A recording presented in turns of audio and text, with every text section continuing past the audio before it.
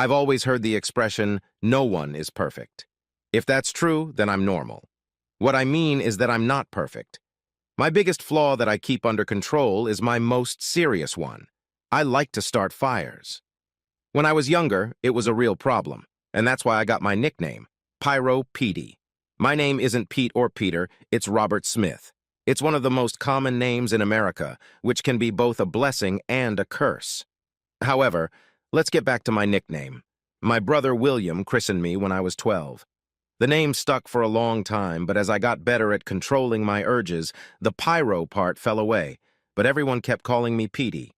Sometimes it was awkward when I had to explain that my name was actually Robert. The second problem is an unusual reaction to beer. If I drink more than one beer, I fall asleep.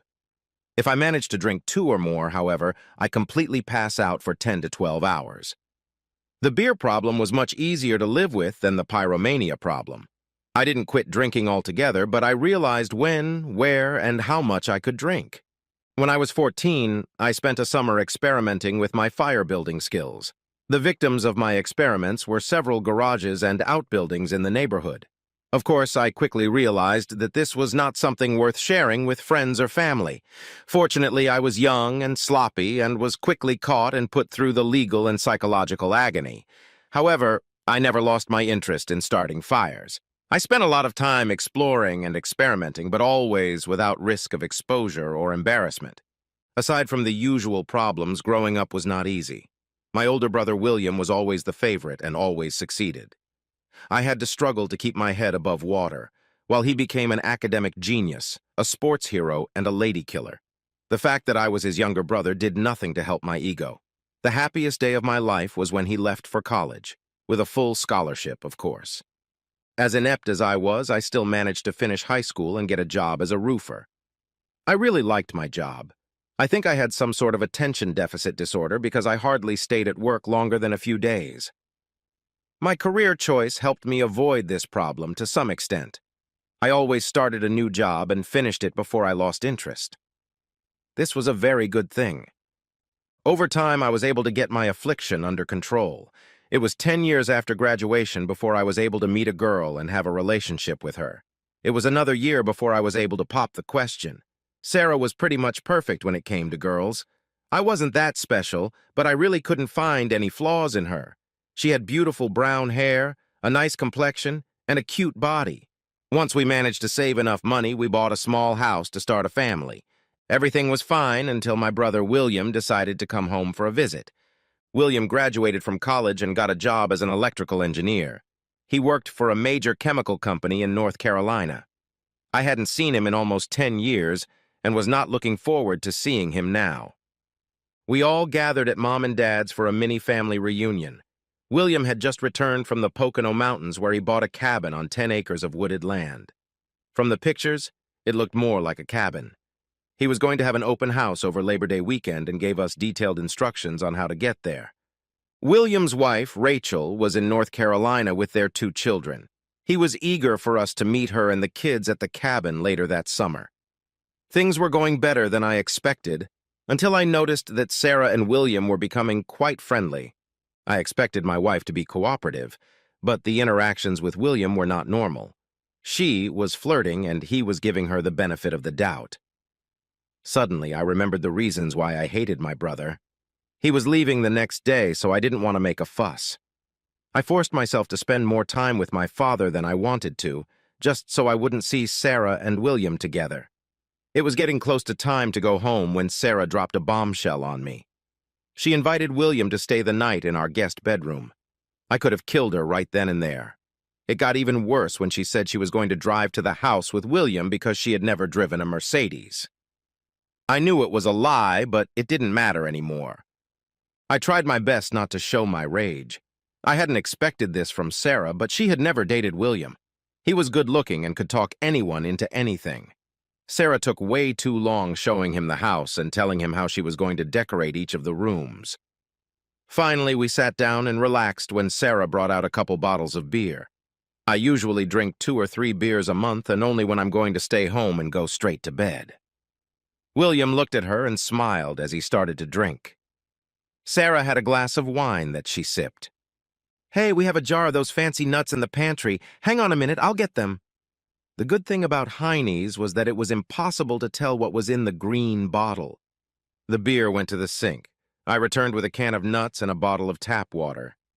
Up until this point, I hadn't stopped trusting Sarah. We chatted for about 20 minutes, and she showed up with 2 more bottles of Heine's. I knew now that William and Sarah were up to no good. Both of them knew about my beer problem and seemed to be using it to their advantage. I don't know what William did or said to Sarah, and I don't even know when he did it. Perhaps they planned it all out during the short car ride to the house. It didn't matter, though. I excused myself to go take a piss. The beer went down the toilet with the urine, and I returned with another full bottle of water. I noticed the smirk on William's face as I took a big sip. It only whetted my appetite, but when I saw Sarah's grin, I was furious. Usually after 2 beers, I'm done for the night. It was easy for me to pretend to be sleepy, and I even pretended to try to stay awake. I finished the water from the second bottle and slowly walked to the kitchen. What I did was throw away the empty bottle and open the fridge to get a fresh one. When I returned with the third bottle, William was grinning from ear to ear and Sarah was blushing. I quickly finished the water from the last bottle, closed my eyes, and began breathing heavily as if I were asleep. My wife and my brother whispered quietly as they turned off the light in the living room and walked down the hallway to the bedroom. Both of them knew I was out for the night. I was dead to the world. I waited about 20 minutes and then headed for the bedroom. The door opened without a problem. In the moonlight streaming through the bedroom window, it was clearly visible my brother and my wife having sex on our bed. They didn't even realize I was there watching them. The night was still just beginning, and I had a 3-hour drive ahead of me. I must say that William had drawn a good map. I had no trouble finding his cabin in the woods. It was a beautiful place, and it must have cost him $250,000. 30 minutes later, I was on my way home, and the cabin was a big orange ball in my rearview mirror. I was sitting downstairs on the street off to the side of the house, just as the sun came up. Suddenly, Sarah appeared at the front door. She looked around and, seeing that my truck was gone, hurried back into the house. 10 minutes later, William jumped outside, got into his precious Mercedes, and sped down the street. It was still early, so I headed to IHOP for breakfast. Sarah started work at 8. At 10 minutes past 8, our precious house and our savings went up in smoke.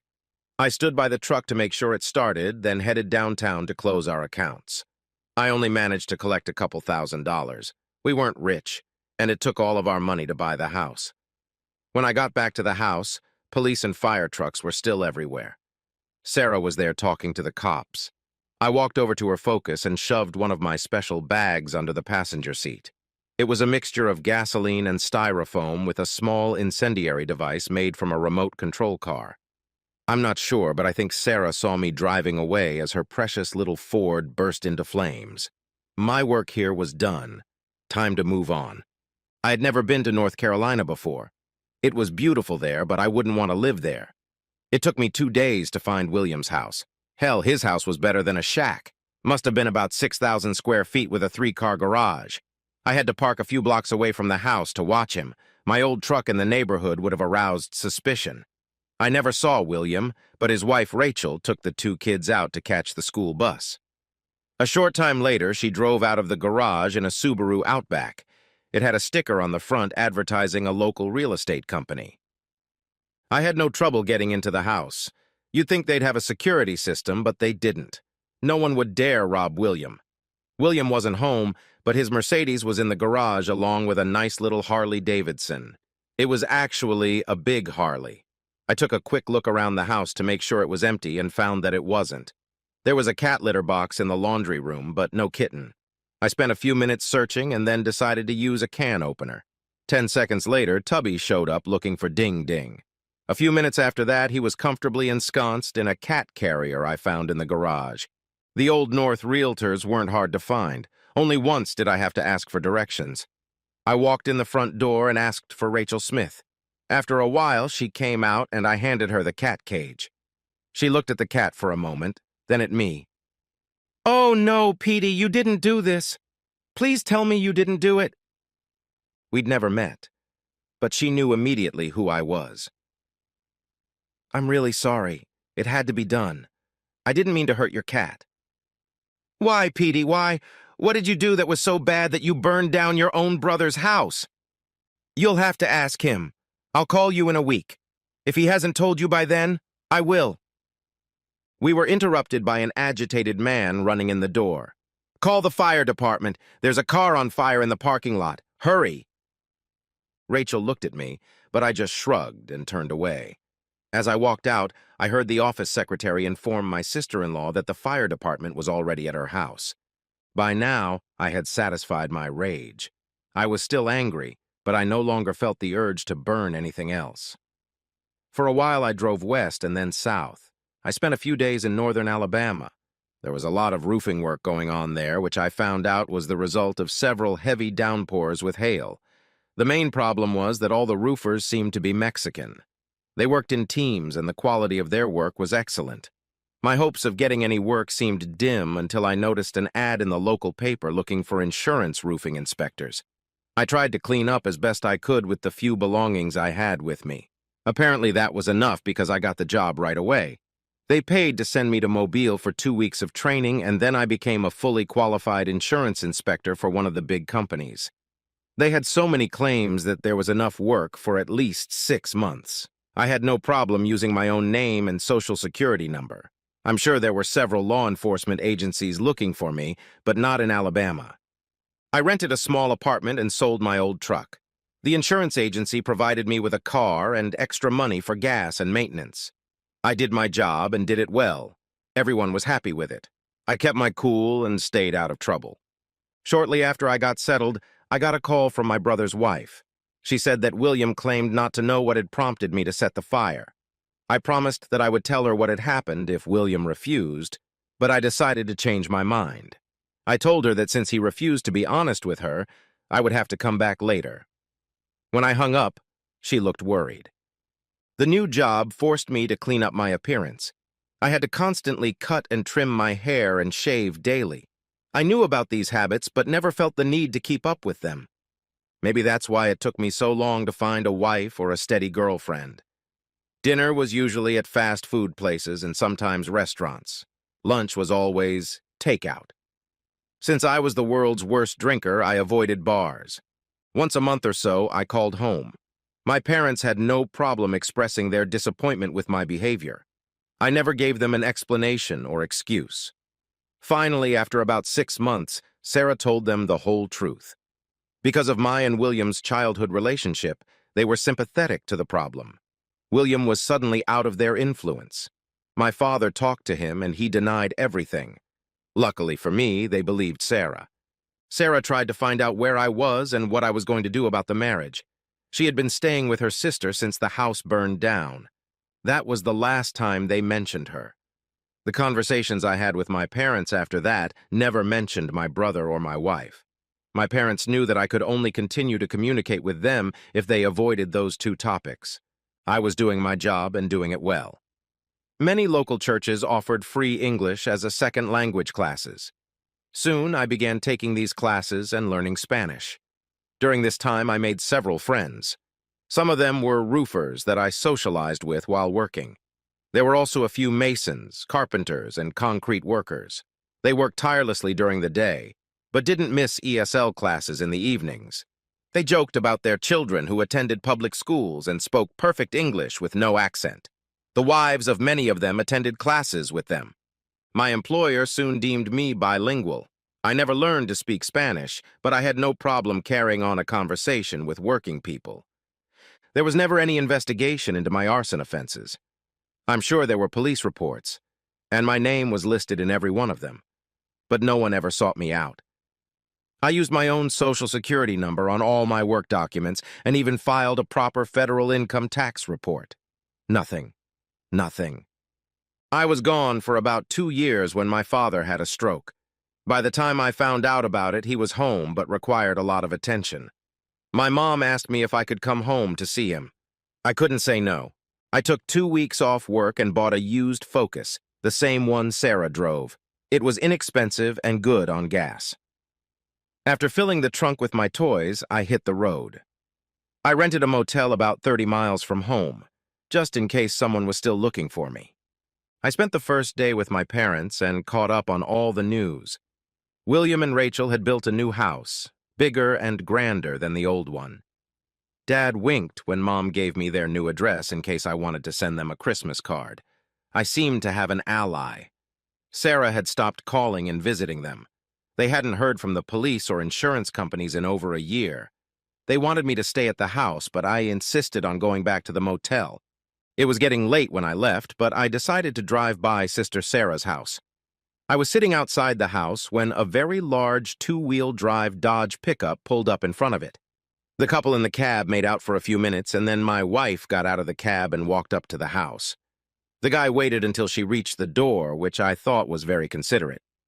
She turned to him, smiled, and waved before entering the house. I was glad I had brought some toys with me. There was a late-night diner a few miles away, and it looked like my wife's new friend needed a refresher. He parked in the middle of the parking lot so no one could dent his tricked-out truck. I parked on the side and walked over to let Dodge go through to the cash register, a special cash register. He took a booth by the window and had just finished placing his order when I approached his table. "Is this your Hemi?" "Yes. Why?" "I just saw you come in. It sure is a nice car. Mind if I sit down?" He only nodded, and I waved at the waitress.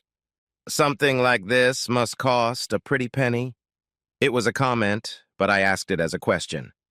"The truck cost me $36, but I also got over 10 on accessories." I never got his name, but for the next 20 minutes we talked about his truck. I had just had coffee, and he was having a special midnight breakfast. "I don't mean to be nosy, but aren't you the guy who's dating Sarah Smith?" "Yes, do you know her?" "We went to high school together. I thought she was married." It was another comment asked as a question. "Yeah, but he's long gone. The cops are after him for burning down his own house. Stupid bastard." "Why did he do that?" "Sarah said he caught her texting with his brother. He burned down his brother's house, too." She admitted to sleeping with his brother? "Yes. She said her husband wasn't doing well in the bedroom and she had to find another place. I'm helping her now." "That's cold. Why didn't she just divorce him?" "I don't know. You'd have to ask her. What kind of questions, man?" "Just curious. Aren't you afraid he might find out about you and his wife?" "Absolutely not. He's long gone, and if he came back, I'd beat the shit out of his weak ass." I grinned widely, and a strange expression came over his face. "Wrong answer, dude." His eyes widened as I picked up the remote control and pressed a button. Homemade napalm instantly engulfed the Dodge. With a gasp of surprise, he tipped his chair over and stood up. "Say hello to my wife for me." No one saw me leave the diner because everyone was looking at the big, flaming pile of metal in the front parking lot. I very cautiously walked back to the motel and decided to check out. 6 hours later, I was in North Carolina, checking out my brother's new house. I expected to see William off to work, the kids off to school, and then Rachel heading to her office. But things turned out differently. A couple of police cars and a security company van showed up around the same time. The garage door was open, and Rachel busied herself loading the kids and a few bags into her new Volvo station wagon. She put the cat carrier in last. Someone informed my brother that I'm on a roll. I'm not stupid. I can do what I had to do another time. I quietly left the neighborhood and headed west toward the interstate highway. Not far from Knoxville, my cell phone rang. It was Rachel. "I know, Petey, I know now. He didn't tell me, but I guessed." "How did you do that?" "She called early this morning. She called and told William what you did to her boyfriend, or should I say his truck. That's when it all made sense. William screwed Sarah, didn't he, Petey? That son of a bitch screwed his own brother's wife." "I'm sorry, Rachel. I wanted to tell you, but I couldn't. I was hoping you'd get him to confess." "She wasn't the only one, Petey. There were others, and there will be others. I have to put an end to it, at least as far as I'm concerned." I didn't know what to say. It was obvious that my sister-in-law wanted to talk to someone about this problem, but I wasn't the right person to do it. "I'm sorry, Petey, that I have to do this. I'll do it for you, but I'll say you did it. You won't resent me?" The way she phrased it sounded like a riddle, but I knew without a doubt what she meant. "It's okay. I'm so far gone it won't matter. Calm down. No one seems to know where I am. Rachel, if you're going to do this, do it right. Take your time and don't be sloppy. Plan ahead and make sure the cat is safe." I heard her laugh on the other end before we hung up. 2 months later, my brother lost his second big house. According to Mom and Dad, Rachel told the police she saw me in the house the day before the fire. The firemen were upset because the more water they poured on the fire, the faster it burned. Rachel made inquiries about accelerants. Good girl. A week after the fire, Rachel filed for divorce. She was pretty smart, and I was sure she'd bring it out in the open. Sarah's boyfriend blamed her for the loss of his truck, and she ended up in the hospital and he ended up in jail. Of course, he knew she had nothing to do with the fire, but I was unavailable. I think I'm ready to file for divorce, but under the circumstances, I don't know how to go about it. I can only hope that Sarah will file for divorce under the abandonment clause. I just found out I'm getting a promotion at work. I also found out that the company I work for is the same company my brother used to insure his houses. Wow!